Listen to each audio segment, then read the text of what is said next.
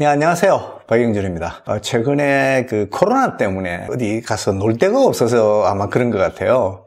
젊은이들이 굉장히 산에 많이 옵니다. 이제 여성분들도 많아요.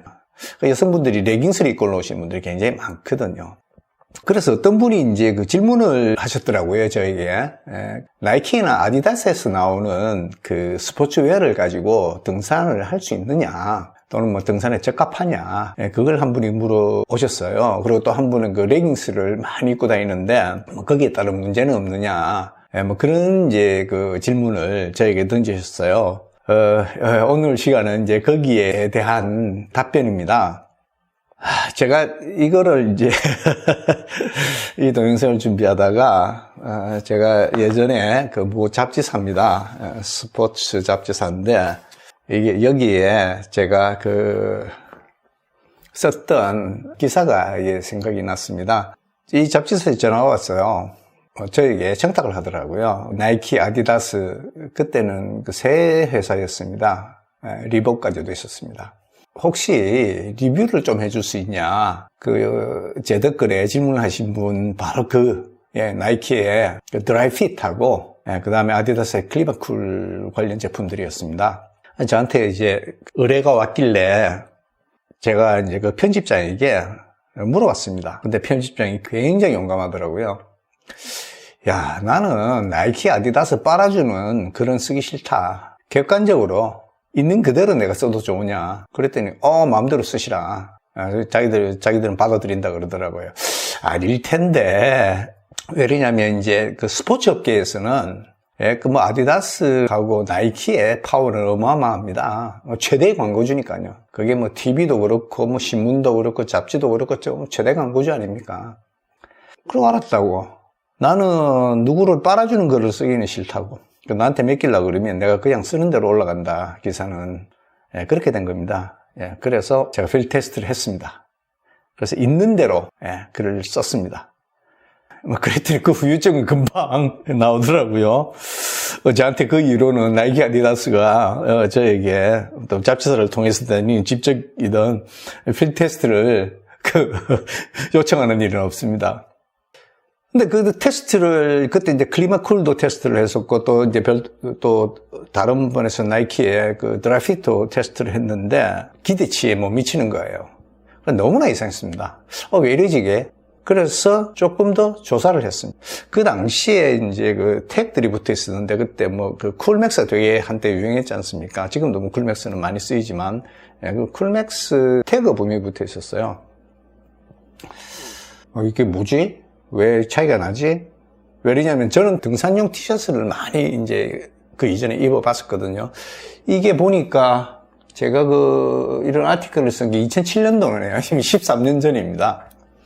그랬더니, 제가 주로 좋아하는 등산용 티셔츠들은, 그게 이제 쿨맥스가 됐건, 아니면 도레이에 쓰는 필드 센서라는 게 나옵니다. 그것도 굉장히 뛰어난 원사였습니다. 그 당시는.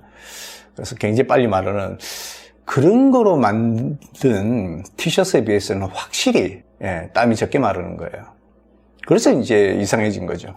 조사를 했어요. 그랬더니 쿨맥스는 쿨맥스인데 쿨맥스 액티브로 뒤에 뭐가 붙어 있어요. 그게 쿨맥스 50%가 들어간 겁니다. 그리고 나머지는 그냥 폴리예요. 쿨맥스는 폴리에스터 극세사거든요. 극세사이기도 하면서 쿨맥스 원사에는 이게 원사라 그러면 이렇게 구멍이 아니라 홈이 나 있습니다. 그래서 물을 더 잘 빨아들이고 더 잘 말려줄 수 있게 되어 있는 구조로 되어 있습니다. 그러니까 저는 있는 대로 쓸 수밖에 없었죠. 아니 이게 생각보다 덜 마른다. 그 다음에 핏은 어떻고 이렇게 그 다음에 착용에 했을 때 편안하면 어떻고 저떻고 해서 잔뜩 썼더니 그 다음부터는 이제 그렇게 된 겁니다.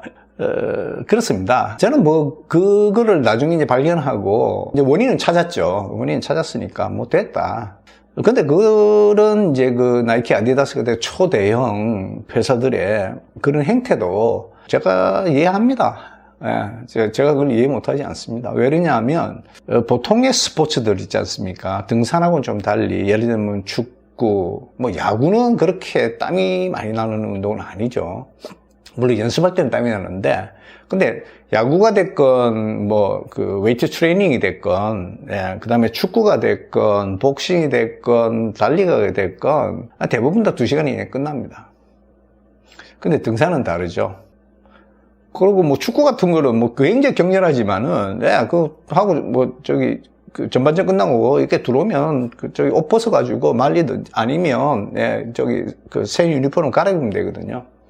그러니까 그거는 땀이 굉장히 잘 빨리 마를 필요가 없는 겁니다. 근데 등산은 다르죠. 왜? 올라갈 때 보통 2시간, 4시간 이상 걸립니다. 그러면서 가면서 계속 말려야 됩니다. 그 다음에 능선에 올라가서 안 말라 있으면 능선에서 이제 직접적으로 바람을 맞게 되거든요. 그럼 굉장히 추워집니다.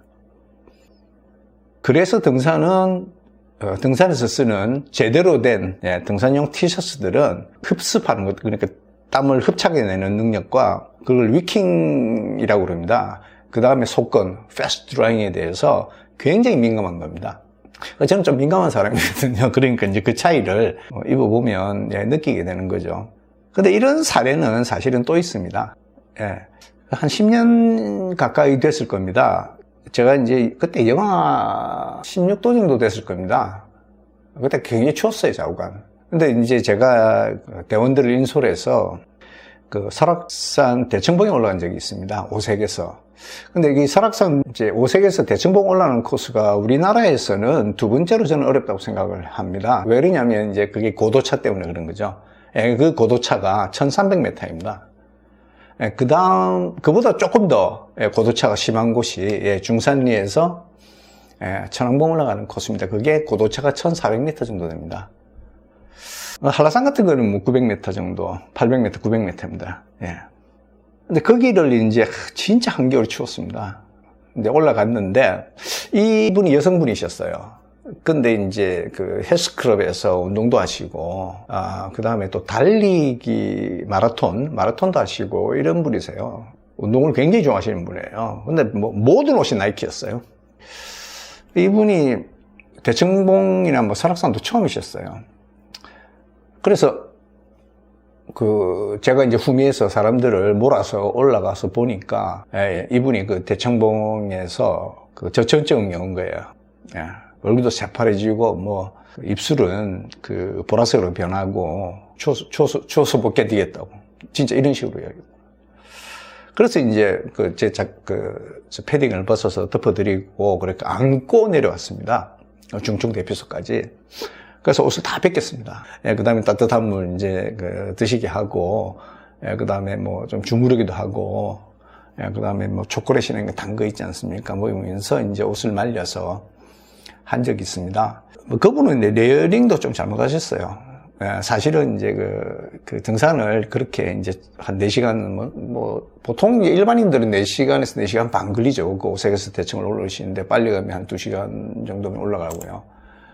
근데 이제 그분의 이제 경우는 이제 그런 운동, 그런 강도의 운동을 뭐 해본 적이 없으신 분이니까 체력이 고갈돼서 또 이제 몸에서 적절하게 그 발휘를 못하는 경우도 있거든요. 뭐 그래서 그럴 수도 있고, 또 하나는 이제 그 땀이 빨리 안 말라서 체온을 빨리 뺏어가니까 그랬을 수도 있고, 뭐 원인은 여러 가지가 있겠죠. 뭐 대표적인 원인은 그 2개인데 어느 쪽이 비중이 더 큰지는 제가 잘 모르겠습니다. 아디다스나 나이키를 입을 수 있느냐? 입을 수 있습니다. 그런 극한적인 상황이 아니라 그러면 뭐 뒷산 가는데 뭐 크게 문제가 될까요? 그냥 뭐 저도 작년에 아틀란타에 갔다가 거기서 타이즈죠. 레깅스라 그러는 거 사왔습니다. 아디다스 거로. 네.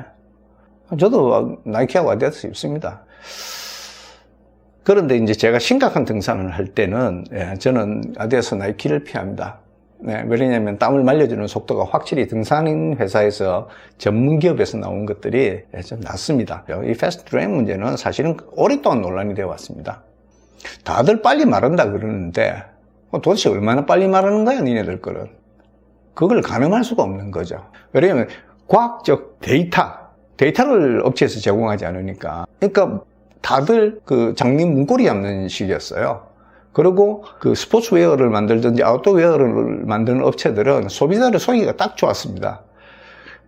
2014년에 겨우 AATCC라는 그 단체가 있습니다. 이게 American Association of Textile Chemists and Colorist인가 뭐 이렇게 되어 있습니다. 이게 뭐냐면 이제 그 섬유화학자와 조색사의 협회입니다. 여기에서 이제 이 논란을 잠재우기 위해서 자기들끼리 공인된 방법을 만들어냈죠. 이게 AATCC TM200이라는 거와 TM201의 방법입니다. 그 이전에는 그러면 어떻게 속건을 쟀느냐. 원단을 이렇게 쭉 펴놓습니다. 그 다음에 이제 원단에 물을 떨어뜨립니다. 물 한 방울. 그게 얼마만큼 빨리 퍼져나가느냐, 표면에. 왜냐면 빨리 퍼져나갈수록 빨리 마르지 않습니까? 표면적이 넓어질수록 빨리 마르니까. 그러니까 그냥 뭐, 이 정도 되면, 뭐, 합격이다. 불합격이다. 그러니까, 패스트 트랙에는 속건 소재를 쓸 수 있다, 없다 정도였습니다. 2014년 이전에는. 그러니까 뭐, 업체들이 뭐, 내 제품 빨리 말라요, 그러면, 거기에 대해서 할 말이 없는 겁니다, 그냥. 이거를 이 업에 종사하시는 분들도 그 비교를 할 수가 없어요. 2014년 전에는 그랬습니다. 근데 2014년 이후에도 여전히 이 퀵 드라잉 레이트가 있습니다. 그거를 좀 이따 설명드릴 텐데 그거를 표기해주는 회사는 없습니다. 그럼 어떻게 합니까? 입어보면 차이가 나는데 결국은 뭐죠? 실제로 입어보고 경험해보지 않으면 아직까지는 소비자들이 그 실상을 모르게 되어 있는 겁니다. TM200과 TM201이 좀 다릅니다. 여기서 논란이 많았어요. 뭐냐면 이제 TM200은 이걸 원단이라고 봅시다. 원단을 이렇게 세웁니다. 그리고 물을 갖다가 먹입니다. 그 다음에 이쪽에서 바람을 불게 만듭니다. 이렇게. 그리고 바람에 의해서 빠져나온 어느 정도 시간이 지나게 되면 요 무게를 재면 됩니다. 물을 이제 예를 들자면 100cc를 여기다가 묻혔다 그러면 여기 남은 거를, 남은 게 얼마 정도 되는지 그 수분의 양이 그걸 측정하면 되지 않습니까? 근데 여기에 대해서도 또 불만을 가진 그 사람들이 있겠죠. 실제하고 좀 다르더라. 그게 뭐냐면 이제 그게 TM201 방법입니다. 그게 뭐냐면 밑에 열판을 이렇게 체온과 비슷한 열판을 밑에 깝니다. 그 다음에 물을 갖다가 일정 양을 갖다가 이렇게 저도 정확하게는 모릅니다. 그냥 대충 이렇게 한다는 것만 아는 거니까 혹시 제가 틀린 부분이 있으면 좀 지적해 주시면 좋겠네요. 어쨌든 그 다음에 이거는 이렇게 평면으로 둡니다. 그리고 밑에는 이제 뜨뜻한 열판을 두고요. 이쪽에서 이 원단의 표면 위로 바람이 지나가도록 만듭니다. 그러고 난 다음에 남은 수분의 양을 잽니다. 그래서 이제 이 시간당 몇 cc의 물이 없어졌느냐, 여기에 따라서 이제 그 레이트를 이제 결정하는 거죠. 근데 이거 레이트만 이렇게 측정하라고 만들어 놓으면 뭐합니까? 업체들이 아무도 그거를 일반 소비자들에게 공표하지 않는데요. 그러니까 그 나이키나 아디다스를 등산복으로 전용할 수 있느냐? 좀 더 전용할 수 있다고 생각합니다. 사진 한번 보시겠어요? 한 10년 됐을 겁니다. 이게 이제 제가 아예 그냥 타이즈 중에서도 숏 타이즈 있지 않습니까? 이렇게 팬티처럼 생긴 거. 그거 입고 새벽에 쌍계사에서 출발해서 지리산 남부등산이 있습니다. 그쪽으로 쭉 해서 천왕봉까지 왔던 그 깁니다, 코스가. 그리고 그때 혼자 갔었는데 정말 죽겠더라고요. 그게 중간에 물을 보충할 수 있는 데가 없더라고요. 그쪽에 남부등산 쪽으로 갔더니. 그래서 물을, 그거는 이제 사전에 알고 가서 물을 3리터나 가지고 왔는데, 그것도 한여름이었기 때문에, 그때 정말 고생했습니다. 근데 그 사진입니다, 이게. 바로 천왕봉 밑에, 헬기장 비슷하게 이렇게 깔려있는데, 거기서 찍은 사진입니다. 결론을 이제 내자면, 저도 레깅스 자주 입습니다. 저는 오래전부터 레깅스를 산에 갈 때 입곤 합니다. 레깅스 굉장히 편합니다. 그리고 레깅스도 이제 종류가 좀 많은데, 계절에 따라서 이제 레깅스의 두께도 또는 그 통풍성도 조금씩 다르거든요. 그리고 최근에는 이제 등산회사에서도 레깅스를 만들어냅니다.